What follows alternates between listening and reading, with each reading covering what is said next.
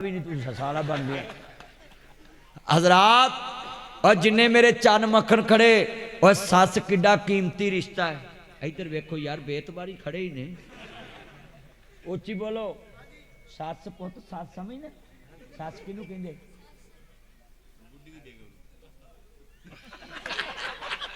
ओ भाई ओए बेगम दी मां नू सस कहंदे ने तू बुढ़ी दी बेगम नू एक ही होया जुमला। हाँ वेख दसन वाला भी उंजदा ये मेरा यार यूसुफ मुगल ताहर यूसुफ मेरा यार। और कदी कदी मुंह निकल जाती हूँ मैनू गल याद आ गई।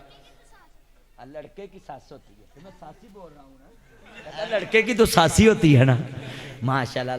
लो जी हुण इहदे मुंह निकल गई ना गल। कोई मौलवी तकरीर कर रहा वो जोश च लगा दाढ़ी रखनी चाहिए हर एक रखनी चाहिए जरूर रखनी चाहिए जल्दी रखनी चाहिए भावे नवाज शरीफ होवे भावे बेनजीर होवे ना क्या मर जे वो चल नवाज शरीफ ते रख ले ते बेनजीर कित्थों रखे।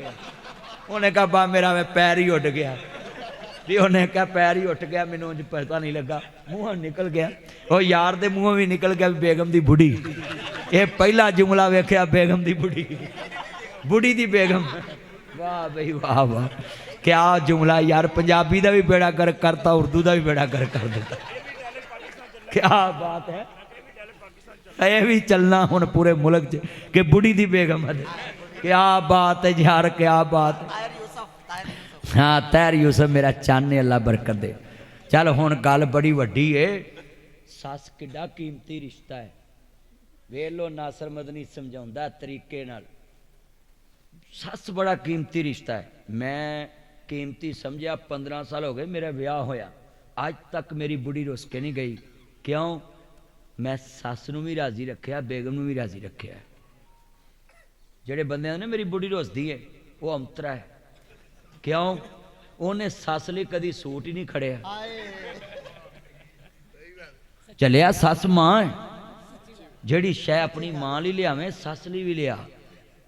सस ने तेन धी पाल के दी ते चलिया तू एवं समझे